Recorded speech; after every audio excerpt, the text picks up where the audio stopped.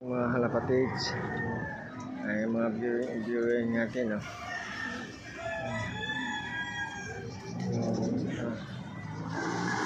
Ito maganda ngayon, magandang laban to. Ayun si Boss Egayap, pakawala. Ayun yung pwesto niya, yun. Ang ibon namin sama-sama nag-raging. Kanina nandun sa may building na yun, sa building na yun. Ayun kay Boss Egayap, oh.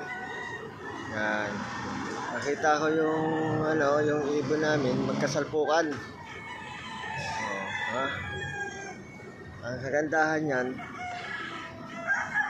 hindi ko na makita yung mga ibon kasi nag-raging kasama ng ibon ni Boss Egayap. Sayang, hindi ko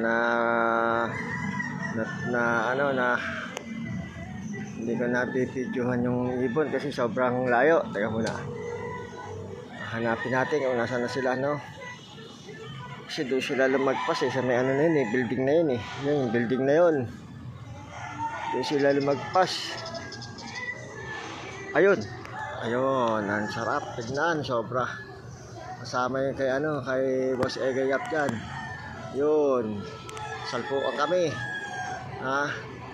Sarap niya, no? Grabe.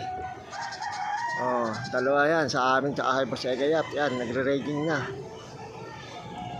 Sarap tignan, di ba?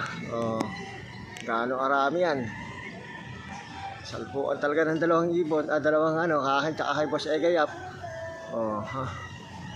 Yun, sarap tignan. Yun, ikot na sila sa building. Yun natin, sarap tignan, no? Sa akin, tsaka kay Boss Egayap yan. Yan. Maganda-ganda condition ng ibon natin. Sana kamana sila ng sarap tignan. Sisumin ko.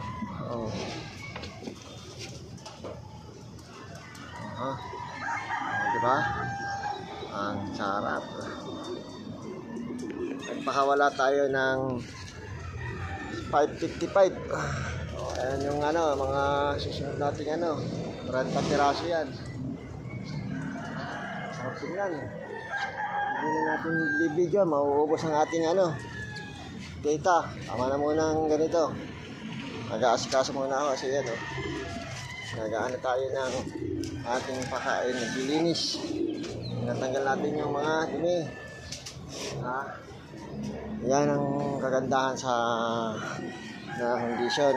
Mukhang ayos na ayan, walang kalaman-laman. Ayos na yung ating ayos na yung ating gamot.